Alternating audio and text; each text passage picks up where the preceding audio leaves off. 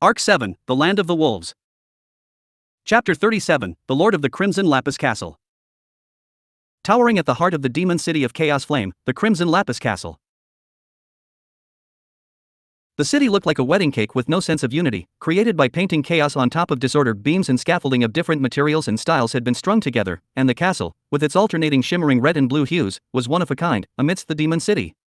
A city that could not be understood without a certain artistic vein. To begin with, the word lapis lazuli essentially referred to the color blue, so utilizing the word crimson in conjunction would be contradictory. However, a glance at the exterior of the Crimson Lapis Castle would convince anyone that such usage was accurate. The stone used abundantly in the foundation and framework of the castle was, as its name implied, quite literally lapis lazuli. The jewel emitted a deep blue luster, and within said gem, crimson was swirling, like a drop of blood slowly dropped into water. So occasionally, this supposedly blue lapis lazuli would be clad in a red glow like that of ichor. A castle of chaos, clad in ever-changing colors, refusing to stay as one single shade. That was the Crimson Lapis Castle of the Demon City, the residence of its lord, Yorna Mishigure. Subaru. Having been summoned to the topmost floor, where he would soon meet Yorna, Subaru's back was drenched in cold sweat.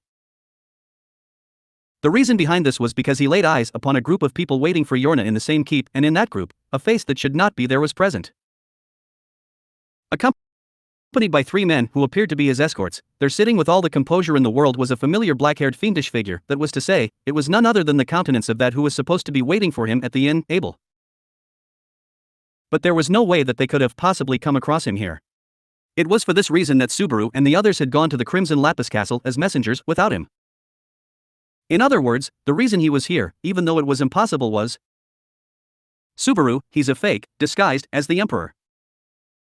Muttering this to himself, Subaru's face turned stark white. They had been told beforehand that there was someone who looked like Abel and behaved like him. The accuracy and suddenness of the encounter had floored him, but that was why he held no doubt about it. He was one of the 9 divine generals, the body double of Emperor Vincent Valakia. Medium, Abelchin? Why are you here? Nga. Al, whoa, everything's aight, Medium-chan. Alchin's here. Behind a Subaru frozen in shock, a dangerous scene occurred. Having found a familiar face in the crowd, Medium then approached in a friendly manner. Al rapidly covered her mouth and pulled her backwards. Although Medium was taller than him, she obeyed quietly, even though she was surprised at the outburst of the one-armed man. A close call, but Medium's action had been negated. But the exchange seemed to have attracted some suspicion from the other party. Aside from the man with the same face as Abel, a man with yellow-green hair, someone who was probably his bodyguard, glared towards them as well. That said, Subaru, that was a nice follow, Al. Al, yeah, I'd like to pat myself on the back for my godly reaction, too. But that guy's a little bit too much of a surprise, ain't he? Subaru, yes. I agree. As Al retracted Medium, Subaru nodded with a serious face next to him. Battling with an unforeseen opponent and the worst collision imaginable. With this turn of events, it was fortunate that Abel was not with them at this moment. Had he been present, it would have sparked the start of the battle to determine the true Emperor of Valakia. Subaru, perhaps that's an option as well. Glancing over at the 3 guards accompanying the man donning Abel's face, Subaru was being cajoled by temptation. The vastness of the troops hiding inside and outside the city was unclear, but at least there were only 3 of them belonging to him here. He was a false emperor protected by tens of thousands of imperial soldiers within the imperial capital, but here and now would be a great opportunity to unmask him. Subaru, no, it's too soon to tell. If they were to believe Abel's words, the position of the emperor was no cradle of peace. Abel never even shut both of his eyes simultaneously in public, constantly on alert for people attempting to slay him in his sleep. Considering the position of emperor was one in which this was a normal behavior, even if this emperor was an imitation, it was unthinkable that he would make a public appearance devoid of any protection. In other words, either the 3 people he brought with him as guards were quite powerful, or he had other measures in place. Al, you want to take a shot and see if it works? Subaru, if it were easy to continue, that could be an option. However, what I'm more afraid of's a development we can't recover from. So, please, don't do anything rash. Al, yeah. Subaru did not know how serious he was, but Al appeared to not mind the rejection of his proposal. Al's opinions tended to be rejected relatively often, but that was only because he tended to come up with them faster than Subaru could, giving them time to calmly assess it. This reduced the number of detours in his train of thought, and allowed him to spend more time examining proper options. At the very least, they should find a way to get through this without upsetting the false emperor and his group. He also wished to determine the purpose of the other party's visit. Why had he made his appearance in Chaos Flame with this timing? Plus, even though things were in reality different, it appeared like the emperor himself had shown up. Medium, MMPHN. In the midst of his thoughts, Medium, who had her mouth covered, groaned something. She had been forced to step back without explanation, and her mouth was being kept shut, so her indignation was understandable. Al released her with a sorry. Medium, Fea, that was tough. Al, sorry, I didn't notice. It's not like I did it on purpose just because of how soft Medium-chan's cheeks are. Subaru, the more you say, the more the sexual harassment allegations increase. Medium, I don't really get it, but more importantly. Al's excuse was met with a blank stare from Subaru, and Medium, who took a breath with all her might, thrust a finger at them with both hands. Subaru and Al both recoiled from her forcefulness, and then. Medium, I still don't really get it, but is that Abelchin a different person from the Abelchin we know? Al, oh yeah, you ain't wrong. After all, the real one's supposed to be sitting in downtown, waiting for us to come back, right? That's why we're in a pickle. Medium, wouldn't that be bad? Because of Natsumi's plan? Subaru, me? What have I done? Medium pointed out that although she did not grasp the details, she comprehended the essence of the problem. Subaru, frowning at being the subject of her point, immediately understood her concern. Medium's point, and what she intended to do, was obvious. And it was something that Subaru and Al should have realized before she had spoken. Of course, there would be no time to take action once the realization dawned on them. Even so, they should have been prepared enough to discuss how to proceed. Dear girl, Yorna Miss Higuer-sama has arrived. Without giving them a chance, it was the dear girl acting as a guide to announce that their time had run out. Upon her reappearance, the girl lowered her large horned head and bowed to Subaru, the false emperor, and their groups. Then opening the door at the front of the hall, she voiced, "Come in." At that moment a figure slowly stepped into the room, and upon seeing their figure with his own eyes, Subaru succeeded in putting the impression he had of the dear girl into words. Subaru's conception of the dear girl was that she resembled a Komoro. Komoros were apprentice prostitutes who worked in Japanese red light districts in the olden days, learning etiquette and the arts while taking care of the other prostitutes in these glamorous pleasure districts. The unexpectedly stylish kimono and hair ornaments were likely what had brought such a notion to Subaru. More than anything else, though, was the person who brought the girl in question with her. Subaru. The reason why Subaru had succeeded in using Komoro for the girl was precisely because of the person who had made its entrance. Forgetting to breathe and regarding that other person with eyes wide open was a reaction arisen from instinct. Because his mind had been corrupted, his consciousness was dominated by a human being so beautiful and overwhelming. Yorna, there are a lot of guests today, aren't there? The one to speak those words was a tall woman, as she narrowed her almond-shaped blue eyes. Her tall, slender body was wrapped in a bright kimono with a floral pattern, and her hair, which faded from white to orange progressively as it reached the tips, was tied with care and allure. Her hair was adorned with kanzashi fashioned from animal bones and horns, and many other hair ornaments made of fangs and scales played a role in pleasing the eyes of those laying their eyes upon it. However, they were merely ornaments, forms of beauty crafted by human hands.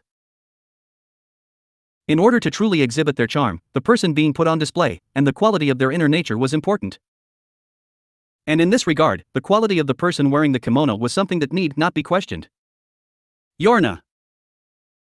Her beauty was stunning as she moved her svelte body in a supple and relaxed manner.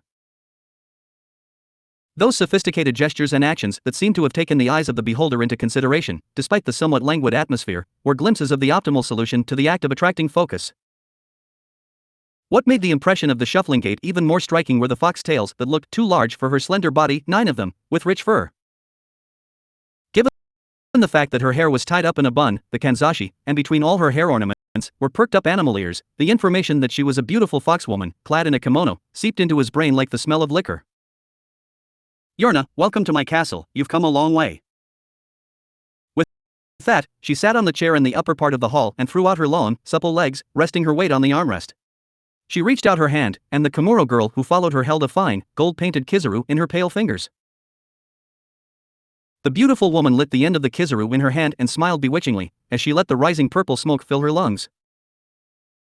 She was sitting in the seat of honor, looking down at her guest, the Emperor of Wallachia, seated below. Yorna! Her majestic and gorgeous appearance, her way of speech, and her manner of wearing the kimono, exposing her thin shoulders, allied with the presence of the Komuro accompanying her, reminded Subaru of the words prostitute and courtesan. Of course, Subaru had never seen a brothel or a prostitute in person. It was just knowledge he had acquired from period dramas and other works that dealt with past epochs, but there was nothing else that came to mind.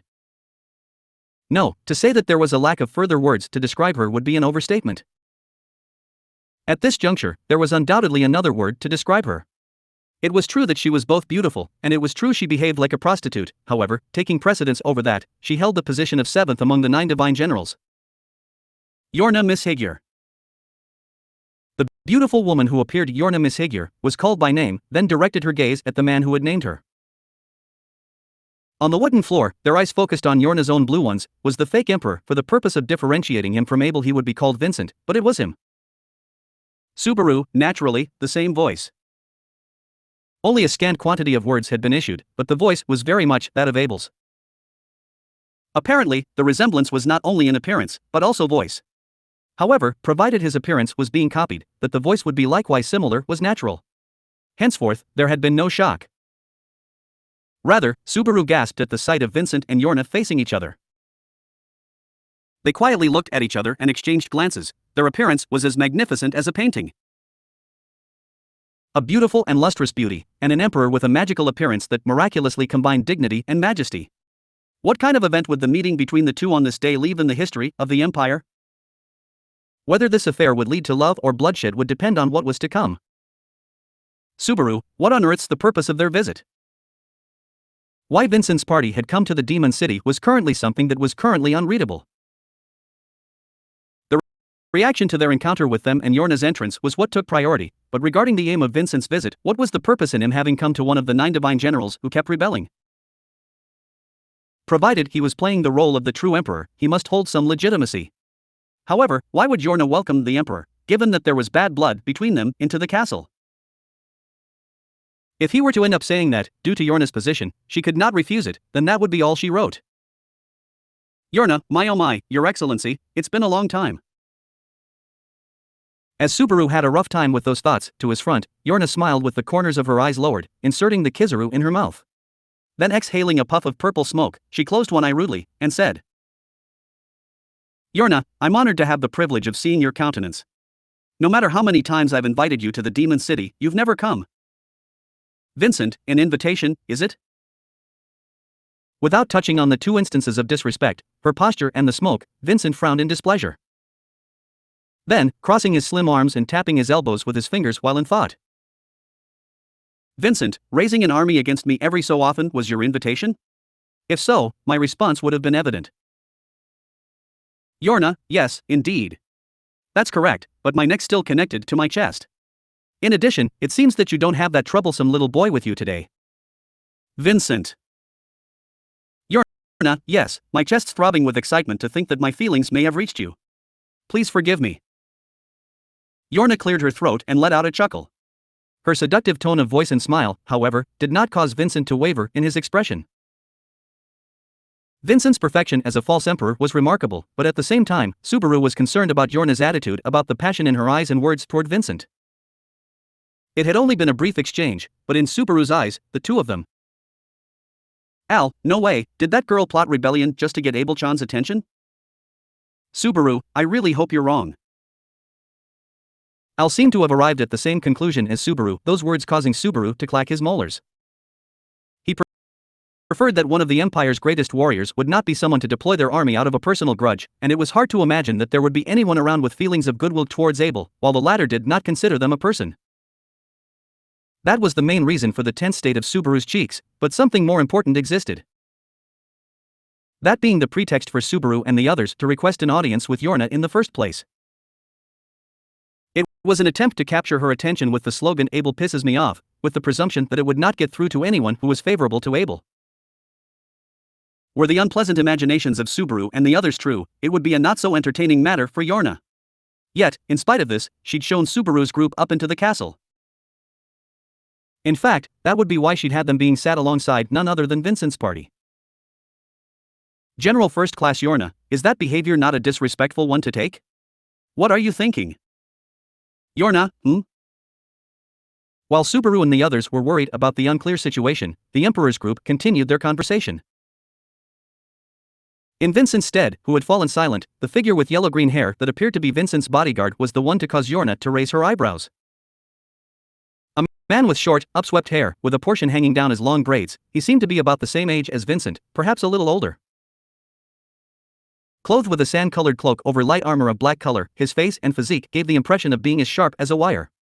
His piercing eyes glared at Yorna as if to denounce her. Yorna, so you there with His Excellency, Yor. Kafma, I am Kafma Irelix. I have been ordered to accompany His Excellency. I was planning on only being a bodyguard, but your demeanor is disgusting. Yorna, my attitude, is it? What do you mean by that? Kafma, everything. Yorna's words sounded leisurely, to which the man who called himself Kafma became enraged. He glared at Yorna and pointed his hand at Subaru and the others witnessing the scene in silence. Kafma, in the first place, why do you want others to be present here? This is your castle, but at the same time, a territory of the Empire. Did you forget that fact? Yorna, of course I did not forget. I belong to His Excellency. Kafma, I am not talking about that. You guys there, you guys? Subaru, wah. Us. With Kafma's anger being directed at them, Subaru's shoulders trembled, startled. He would have preferred to be left alone, outside of their attention, if possible, but that was quite hopeful. However, when someone asked you something, there was a way to take advantage. Subaru, are we interrupting something? If so, we'll come back another day. Yorna, that'd be a problem. I have a limited number of hours in a day, and if you miss today, I don't know when the next time will be. Kafma, do not keep them here. Those girls are probably feeling awkward too. Subaru, yes, that's right. For some reason, Yorna was trying to keep Subaru's group present, but Kafma somehow agreed with Subaru. As long as he was by the false emperor's side, he and Kafma were enemies, but the latter's words and actions were so upright that he seemed to be the sole ally in this situation. However, Vincent, Yorna Mishigure, what are you thinking? Suddenly, the one to break the tension was Vincent Valekia, the false emperor himself. After he spoke, Kafma, who had been worked up, immediately backed down. Even though the voice and the face were familiar, Subaru also felt his guts shrink. Even though he was cognizant that he was a fake, the feeling of intimidation was genuine. Vincent, answer. What are you thinking? Having silenced both his servant and the uninvited attendee, Vincent inquired Yorna yet again. In response to that question and the high spirits, Yorna narrowed her eyes slightly. Gently bringing the kizaru to her mouth, allowing the fluttering purple smoke into her lungs, she exhaled sweetly, giving exaggerated emphasis to her answer. Kafma's cheeks tugged slightly at the disrespect of keeping the emperor waiting yet again. Yorna, of course, I am always thinking about your excellency. About your excellency, the emperor of Wallachia. Vincent. Yorna, hee. Don't give me those cold eyes. But I'm sure His Excellency will be more pleased if you knock the guests over there down a few pegs, right? With a small laugh and a confident attitude, Yorna pointed at Subaru and the others with her chin. Then, for the first time, Vincent's consciousness turned his attention to Subaru's group. He must have judged that there was a reason for the previous exchange, aside from Yorna's whims. In order to stop this bad turn of events, Subaru cleared his throat with a ahem, in preparation for a reprimand. Subaru, I'm sorry, but I have a new suggestion. We seem to be in the wrong place and there are some things we should most likely not hear. We'd like to step back and go to. Yorna, my oh my, that's a very timid thing to say. Subaru's words were interrupted as he bent at the waist and attempted to leave the scene politely. Noticing Yorna's eyes hidden by the purple smoke for only a moment, and the glint of childishness therein contained, with an Subaru realized that he had committed a misstep. If he was going to go back, he should have made the decision upon seeing the faces of the people ahead of him. He had misjudged it, and now ended up regretting it. Because Yorna, I heard it from Tanza. You came here to tempt me into becoming the enemy of His Most Gracious Excellency, the Emperor, didn't you? And such was the manner in which she disclosed the entirety of their intentions. Chapter 38, A Reward 8 Years in the Making. Abel pisses me off. Subaru had believed this slogan to be a good strategy for conquering the flamboyant, Yorna Mishigyur. After all, Zikr, a man of distinguished character, had branded her as an owner of a destruction wish, someone who had, time and time again, raised an insurrection. Subaru's pretext for requesting an audience with her was that a suitably powerful person wished to speak to her privately in order to rebel against the current emperor of Wallachia. Subaru's group of 3 were visiting the Crimson Lapis castle with a missive from that powerful man. In truth, he had not told a single lie. The current emperor of Wallachia was none other than the one who had ousted Abel, having usurped his name and position. The suitably powerful person who wanted to talk privately happened to also be the real emperor, the one supposed to be sitting on the throne, so there was no falsehood in his words. Subaru's aim was to ensure that the letter from Abel was received no matter what. If necessary to achieve this goal, they would tell as many lies as possible. Subaru, this is what Natsumi Schwartz's plan is all about. In the end, he had been applauded by Al and Medium for his ingenuity. However, Kafma, rebels against His Excellency, you say? With what had been said to Yorna now laid bare, the atmosphere of the hall grew more gelid. Kafma Irelix, Vincent's bodyguard, who had been the most passionate person in the hall for a while now, exuded a hostility that could be mistaken for cold air. Subaru could tell by the sternness of his gaze that a peaceful exit from this place was no longer possible. A schemer drowns in his own tricks, that phrase that had never before been more voracious for him.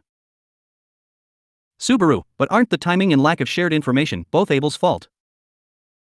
Kafma, keep your mouth shut. General First Class Yorna. Kafma silenced Subaru, who cursed Abel for getting him into this absurd situation. With that, he then thrusted his steely gaze toward Yorna. Kafma, did you knowingly allow His Excellency and these people to attend at the same time? Yorna. Kafma, I want you to answer. As Kafma raised his voice, his anger was not directed at neither the increasingly anxious Subaru nor his group, but rather at Yorna for having created this tense situation. The reason for this was not because the blame lay with Yorna. In simpler terms, it was a sign that they did not regard Subaru and the others as a threat. In fact, the fighting spirit emitted by Kafma, now standing up vigorously, gave Subaru the feeling that he was as strong and threatening as Arakia, whom he had encountered at the city hall in Garel. At the very least, there was no doubt that he was powerful enough to be assigned to accompany the emperor. From his perspective, it was probably inevitable that Subaru, who went without saying, but even Al and Medium would be judged as being unworthy of caution. Al, we're the ones this concerns, but we're being excluded? Is that good or bad? Feeling the same about Al's dim complaint, the tense exchange continued, with Subaru and the others not included in it. Kafma questioned Yorna, who put her mouth on her kizaru and let out a puff of purple smoke. Then she tilted her head with an eye wonder, as she shook her vibrant hair ornaments. Yorna, what do you mean by knowingly? Kafma, how shameless. As I have repeatedly advised His Excellency, you are still dangerous. Yorna, you're stating the obvious. With all the disorder I've made, do you perhaps not know what I've done? Kafma, hook. Yorna's words, that could not be thought of as anything other than a provocation, caused a vein to bulge out on Kafma's forehead. Albeit odd, from what he could gather from their exchange, Subaru found himself agreeing with Kafma. Yorna's personality was honestly the worst, even from Subaru's point of view.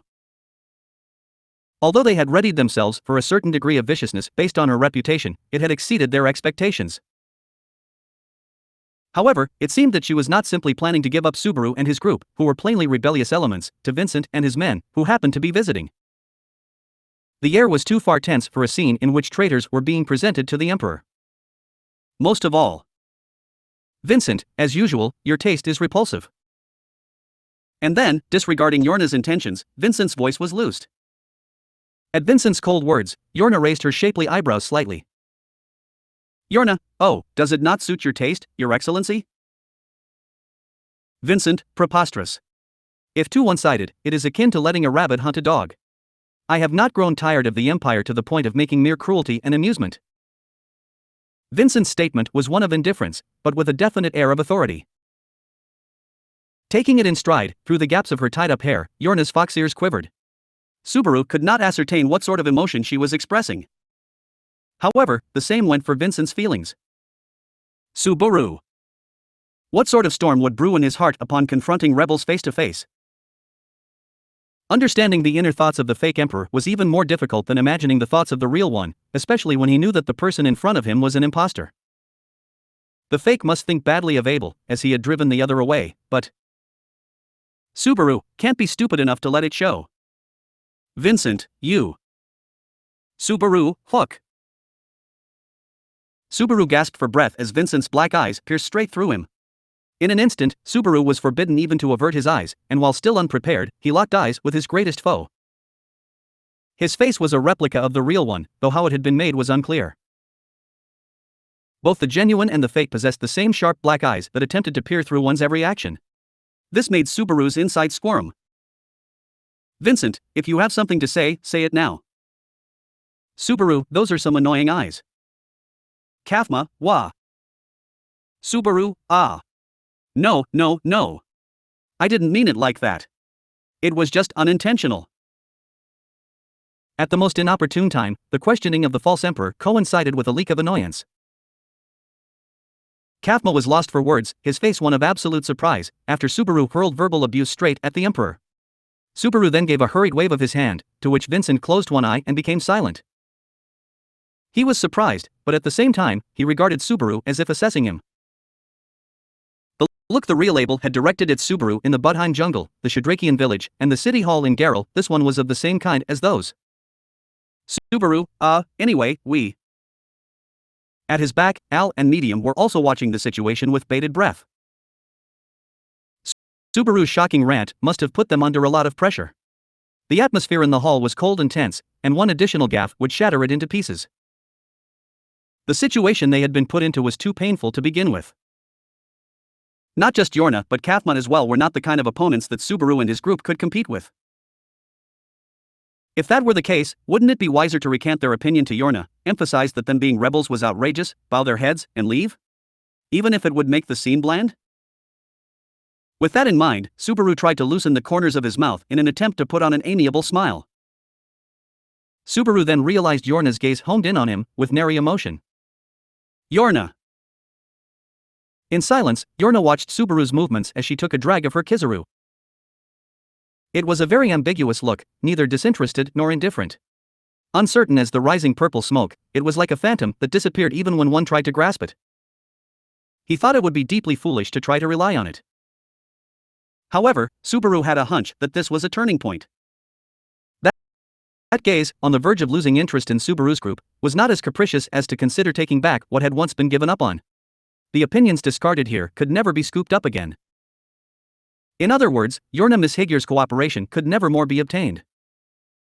It was synonymous with blocking the way to an unreliable victory in the dark. Therefore, Vincent, answer me carefully. What were you going to say to me? Subaru, well, At Vincent's question, Subaru took a heartbeat too long to look up. Kafma, beside the false emperor, narrowed his eyes and turned his attention to Subaru. Behind him, Alan Medium's tension swelled, while Yorna sustained a mouthful of purple smoke in her lungs. Seeing those changes at the corner of his eye, Subaru looked at Vincent and declared. Subaru, it is as Yorna-sama said. We are declaring war on you. Yes, as if clinging onto a position that he should not withdraw from, a peace that he should not give up on. Rem, who was waiting for his return in Geralt, Abel, who was absent, and Alan Medium, who were bracing themselves behind him, had entrusted Subaru with this decision. In order for Natsuki Subaru not to misunderstand the significance and weight of this, and not throw it all away. Vincent. Vincent's dark eyes flickered slightly upon hearing the hostile declaration. Subaru's insightfulness was not able to decipher which emotion it corresponded to, joy, anger, sorrow, or pleasure. Instead, he experienced the rapid parching of his tongue, brought by the enthusiasm of his own words. Naturally so. Unlike Abel, who had been deprived of his real power as the emperor of the Valachian Empire, which boasted of a vast territory, the fake emperor in front of him was the one who definitely held it as leverage. Had Vincent not raised a hand to halt Kafma after hearing the gaffe from earlier, the latter would have exploded in rage and Subaru's life would have been cut short. But that had not come to pass. Vincent would not allow it to happen. Yorna, Kuhu. Looking down at the confrontation between Subaru and Vincent from her high seat, Yorna let a faint sound slip out from her throat. A chuckle escaped from the corner of her mouth as smoke leaked out of her mouth, and her shoulders trembled with amusement. It seemed that Subaru's life-threatening pronouncement had taken an effect in relieving her boredom, at least. Vincent, what are you laughing at, Yorna mishegar? Yorna, first of all, these guests have not retracted their words. In addition, the three of them might possibly put His Excellency's life in jeopardy. What do you think? Vincent, do not taunt me, woman. Even you, who believes in disobeying me, understands my intentions. Vincent's expression did not change as he met Yorna's provocative gaze. Like that, he once again cast his dark eyes to Subaru, who had declared his hostility. Vincent, this is the land of the Sword Wolf. Only if you possess the metal to aim at my head can you truly be called a citizen of the Empire. Subaru, that's very sweet of you, isn't it? Vincent, humph. With a snort, Vincent dismissed Subaru's sarcasm with a laugh. Vincent's behavior, the way he responded included, was a perfect facsimile of the real thing. If Abel were here, he would have responded exactly the same way.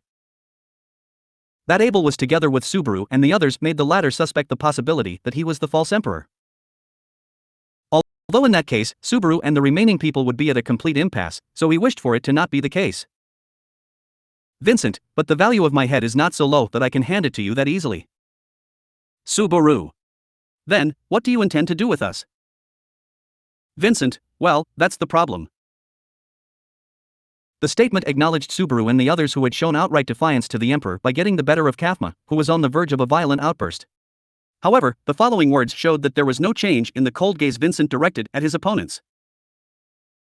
Even if he valued their spirit, there was no reason for him to give allowance to those who sought to harm him. Subaru's and Vincent's black eyes met, the atmosphere of the room an infernal blaze. Yorna, oh, I'm a sinful woman, too.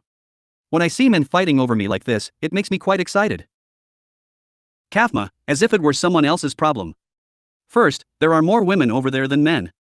Saying men is not accurate. Yorna, Kuhu. Yorna let out her impressions, which really stuck out like a sore thumb, about the staring contest between Subaru and Vincent. In reaction, Kathma's face grew increasingly angry. Kathma, my excellency. Order me. Those people are. Kathma, you did that thingy. You've been making a bit of a ruckus for a while now. Fed up with the stalemate, Kathma attempted to appeal directly to Vincent. However, it was not Vincent who interrupted him, nor was it Yorna, but someone else. Subaru, ah. Subaru's mouth involuntarily let out an exhale as he turned to the direction of the voice. The voice had been so far outside of Subaru's consciousness that the very fact that it had been uttered startled him. It was one of the three people Vincent had brought along as escorts, a small figure sitting cross-legged on the wooden floor, someone other than Kathma. You know, most things work out better when His Excellency's the one to do the thinkin' rather than us. We're seriously going to be in the way if we keep yappin', really. It was a wrinkled old man who spoke those words, his hair colored white, donning long eyebrows. He was an old man who had carefully crafted an atmosphere of annoyance in both the tone and content of his speech. His appearance was so striking that it was hard to understand why he had not been seen before. No, he had been in sight. It was just that he had been out of awareness. Perhaps that is what it meant to truly be out of sight. Once the old man pointed this out, Kathma turned to him and said, but Kathma, it would be the duty of a loyal subject to remove His Excellency's troubles, Master Albert. Albert, when you call yourself a loyal subject, doesn't it sound like a prelude to someone being purged for being self-serving? I don't like the idea of chopping off the head of a promising young man. Kathma, hook. Shaking his head lazily, the old man, the one called Albert, picked at his ear. Kathma's cheeks tensed up, making one wonder what kind of pressure he had felt from that gesture. However, Kathma was not the only one who had caused their cheeks to stiffen. Upon hearing the name mentioned, Subaru's cheeks tensed up as well. Subaru, Master, Albert. Albert, oh? You know me? I'm kinda well known after all. Subaru, if you're aware that you're a celebrity, then yes, I'm sure of it. His lips trembled as he spun the name that Albert reacted to. If he had that reaction upon witnessing Subaru's look of shock, then there was no doubt about it. In the city hall of Garel, and then on their journey to the Demon City, he had heard of Albert's name. From here on out, the 9 divine generals would be an inevitable part of Subaru's strategy to conquer the empire. One of them was Yorna, and the other was Subaru, the vicious old man, Albert Dunkelkin. Albert, I don't really like that name, you know. Vicious old man sounds awful. Do I look like such a vicious old man? Well, if someone asked me directly, I wouldn't be able to say that I do. I wouldn't be able to say it, kaka. The old man smiled as he opened his mouth wide and displayed his beautiful white teeth, which looked great for his age. However, Subaru was in no laughing mood. They had encountered Vincent, the false emperor, as they worked towards their goal of getting Yorna on their side, and in the end, he had brought Albert with him. This meant that, at this point, Albert too was a member of the other faction. Subaru, Arakia and Shisha, and also Albert. Subaru felt like he was reaching his wit's end. Members of the 9 divine generals they were aiming for had seemingly been secured by the enemy already. And furthermore, they were just going for those said to be high-ranking. The problem was that not only the future, but also the situation in front of them was getting worse at an accelerating pace. Even if it had been just Kafma by himself, he'd have been way too much to handle, and now Albert of the 9 divine generals had joined the fray. It was not they could have arranged all those terrible conditions thus far, even if they'd planned to. Al, hey, old man, do you remember me? Albert, what's that? Sweat flowed down Subaru's forehead, running down his cheeks and dripping from the tip of his chin. Amidst all this tension, an unexpected voice made Albert raise his eyebrows. It was Al, who had called out from behind Subaru. Al leaned forward, Subaru's eyes widening in surprise at that action. Subaru, Al? What are you doing all of a sudden, when every move we make's being questioned right now? Al, Natsumi-chan's still talking like a woman for the most part in this situation, but I didn't just butt in without thinking. No, I didn't think about it, but... Hey, old man. It's me, hey. Subaru, it sounds like you're a phone scammer talking like that. It would be rash to think that just because he was an old man, he would be able to pull off such a scam. In fact, in response to Al's call, Albert leaned forward and snorted, Albert, well, that's quite the eccentric look you got there, boy. Even though I'm an old man, I wouldn't be able to forget someone who looks like that. Do we really know each other? Al, maybe I don't know you that well, and the last time I saw you, I wasn't wearing my helmet. But I didn't have an arm, and we chatted a bit. Albert, you're the armless one who talked Tommy at.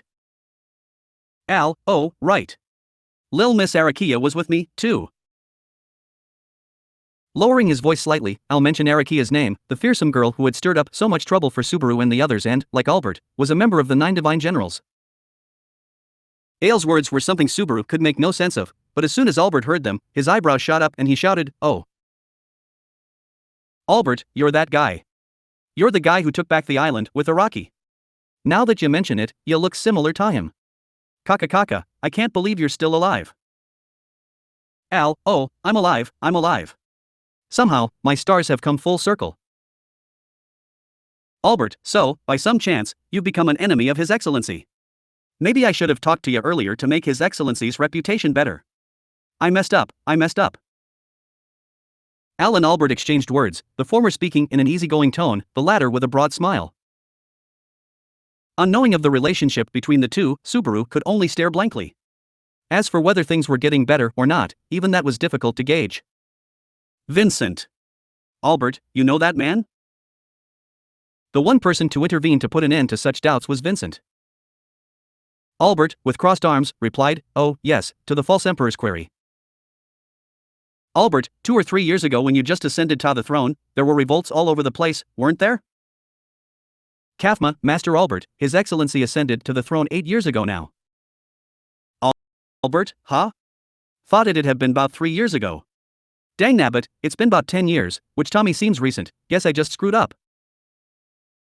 Vincent, never mind that, just proceed. 8 years ago, what happened?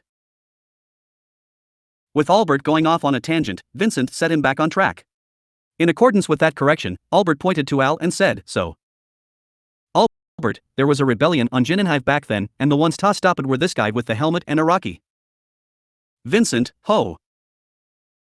After hearing Albert's story, for the first time, Vincent's interest turned to Al. It was difficult to ascertain which way the pendulum had swung, good or bad, but it seemed that his effort had not immediately led to him being punished for his rudeness. On top of that, Al stepped forward so that he was alongside Subaru. Al, your most gracious excellency, the Emperor, as old man Albert over there is seemingly aware of. Actually, 8 years ago, I was of service to his excellency, and I have yet to receive my reward.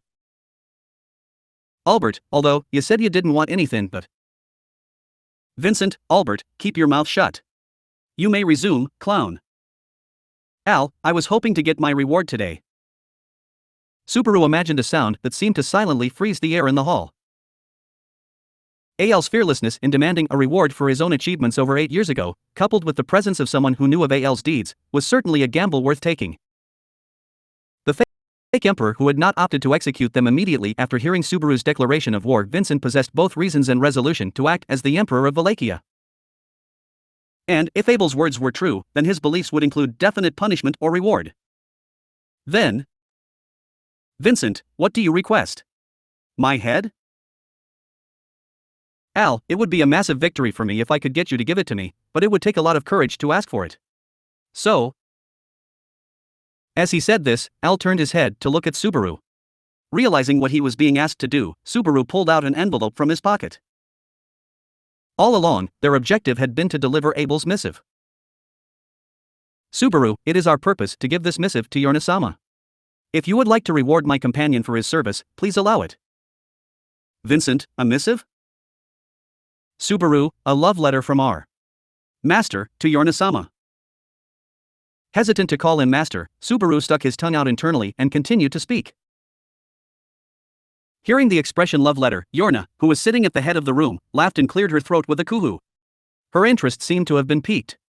And Vincent's reaction was not an undesirable one either. As he squinted his dark eyes, Vincent pondered for just a few seconds. Vincent, over 8 years have passed, but the Gladiator Island incident was troublesome. Subaru, oh.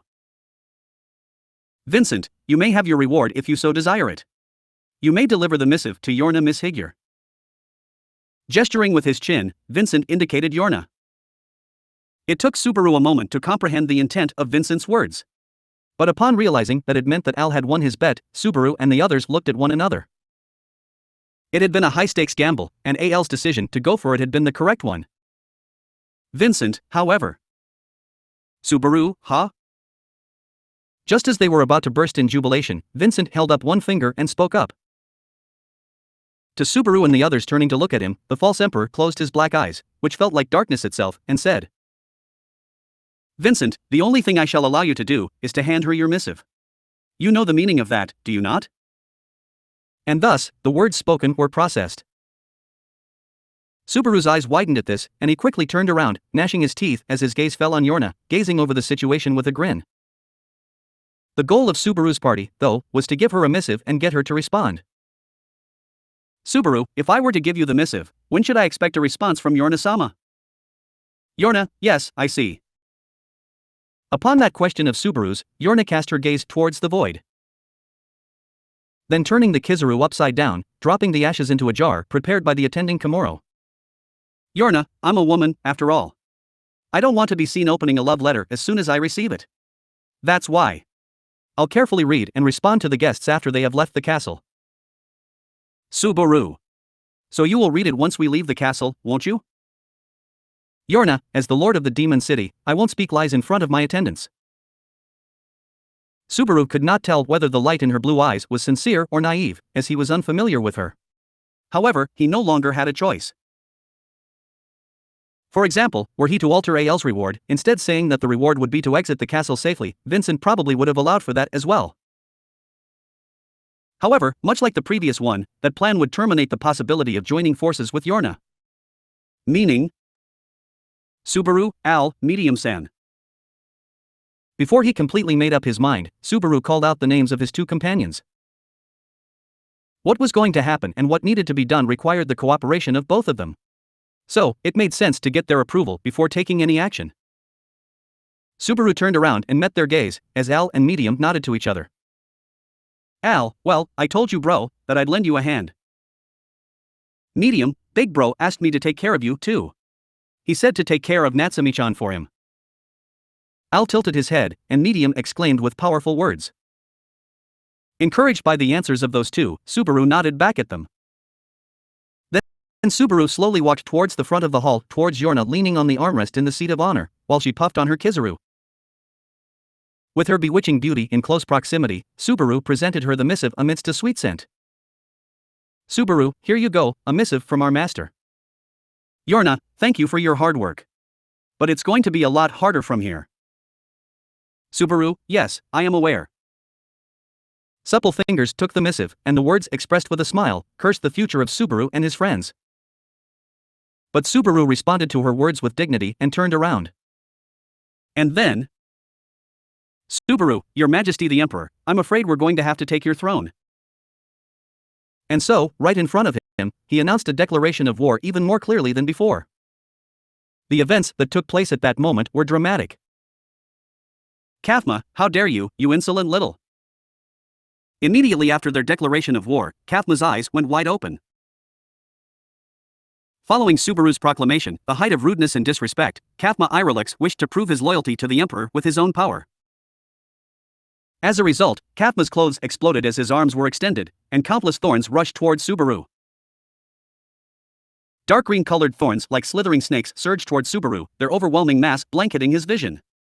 The ivy of thorns, each of which in possession of needles as thick as Subaru's arms, was a deadly weapon that would squeeze its prey out of every last drop of life. It was a strike that would not permit for any reaction from Subaru, and akin to a snake swallowing a rat, it engulfed Subaru's body in thorns with no effort. Al, well said, bro. The thorns pierced through his entire body, and he prepared for the fierce pain to come. However, it was not the pain that struck Subaru, who had tensed up his body, but rather the shock of him being pulled backwards and falling on his buttocks. Stepping before Subaru was Al, whose words had reached him from the side, taking the thorns on with his blue dragon sword. Al, with Subaru behind him, drew out the thick blade and parried the enemy's attacks. Incapable of blocking their entirety, his shoulder and side were stained with blood. Nevertheless, Al had been able to protect Subaru from this overwhelming mass. Subaru, what about Medium-san?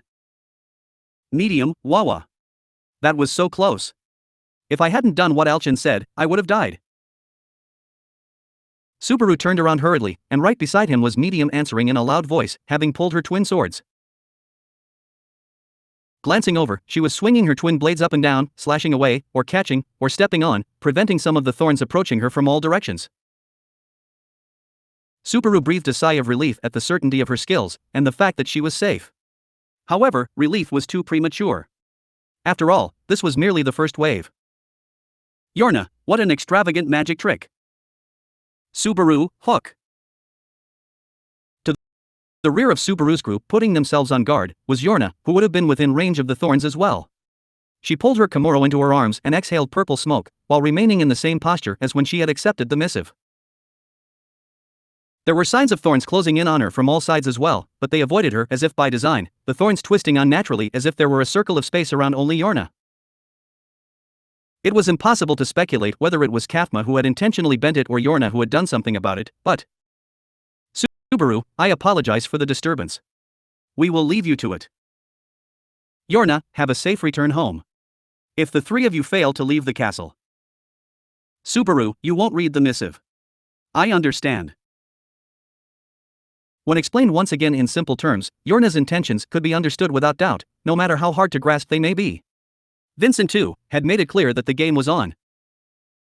Subaru, game's on till we leave the castle. Al, Medium-san.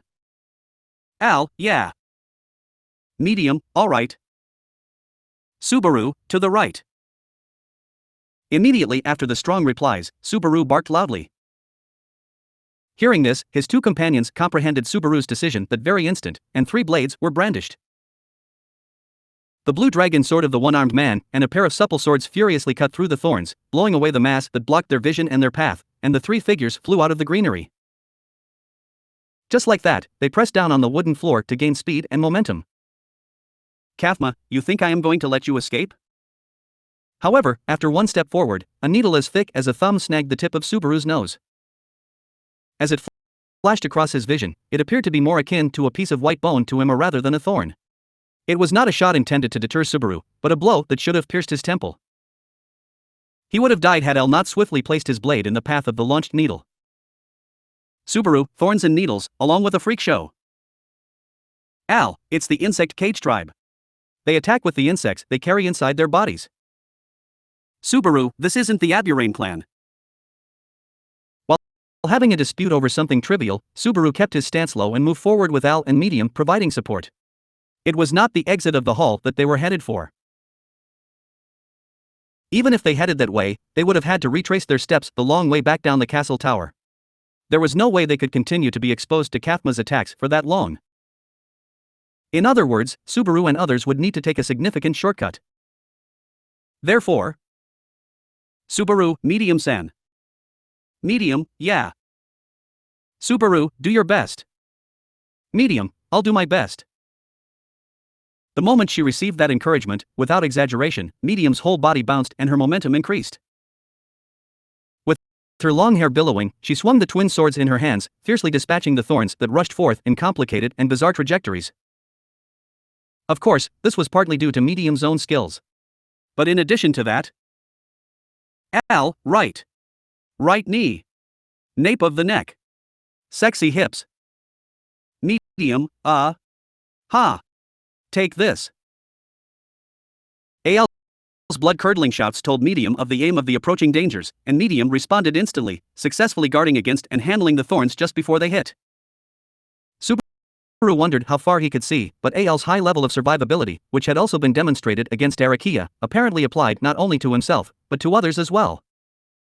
Taking advantage of this, Medium reached the window of the hall. With a single swing, she destroyed the wooden railing, and her long, leaping legs blew down the wall. Beneath their gaze, the hall of the castle tower, which was more than 30 meters above the ground, had opened up. The blue sky of Demon City spread out in full view, and a wild wind greeted Subaru and the others. It was not a matter of all or nothing, but Subaru, if we get out of the castle. Yorna put her hand on the missive.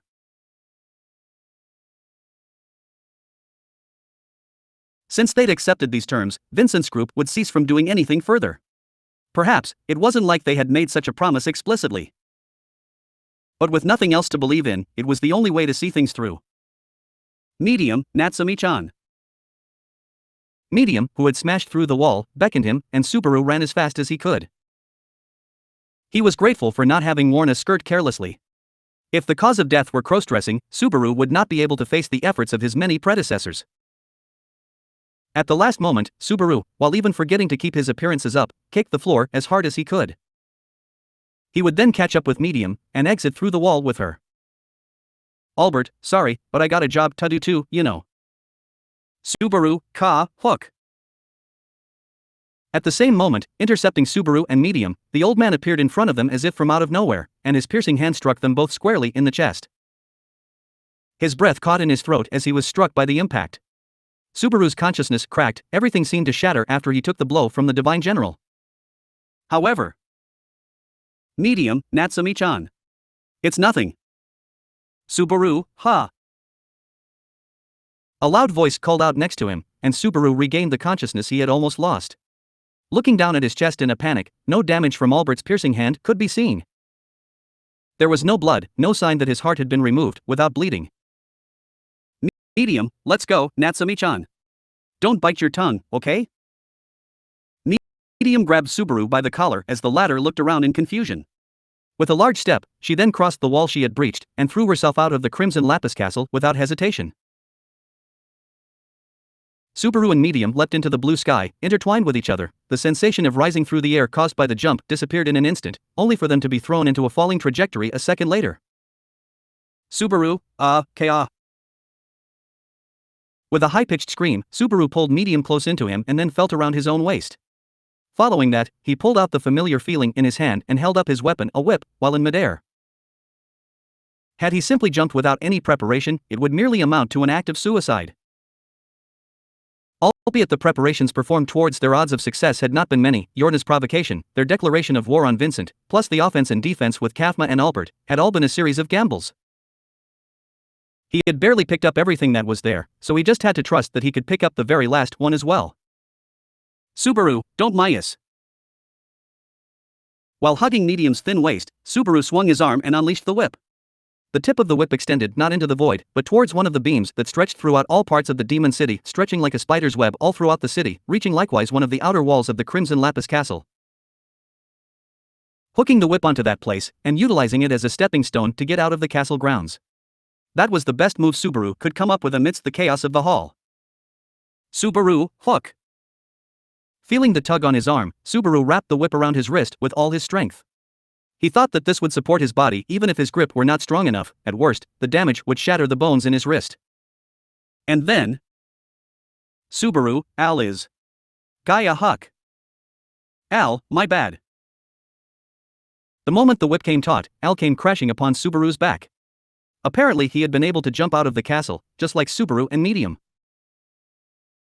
As a result of having crashed into each other in midair, the three of them clung to each other and hung down, entrusting nearly 150 kilograms of weight to a single arm of Subaru's. Subaru, Jibwa. The bodies of Subaru and the others arced around one of the beams outside the Crimson Lapis castle, using it as a pivot, while the screams of his arm and wrist, elbow and shoulder, of his entire right arm, were replaced by real screams. As it was, the best thing to do was to wait for the recoil to subside, and have everyone climb up the whip and return to the beam one by one. Subaru clenched his molars, as he compared the time it would take to get there to the time it would take his right arm to necrotize. Al and Medium, ah. And just as he was about to exert all his strength, Al and Medium's voices overlapped.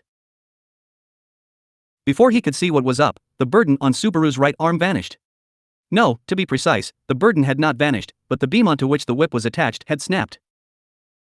By the thorns extending from the breached walls of the keep, by their fierce mass.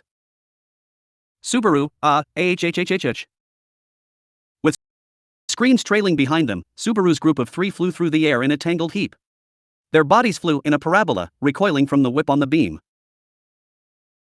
Even though it was better than jumping from the castle tower, Subaru and Al, as ordinary people, would not be able to survive being knocked down a height of more than 20 meters. As he searched a way out of the situation, while screaming his head off, the faces of Amelia, of Beatrice, and of Rem popped up one after another in Subaru's mind. Everyone! With a ferocious crash, the three of them crashed through the roof and into the castle stables, entangled with one another atop haystacks. End of chapters 37 and 38, The Lord of the Crimson Lapis Castle.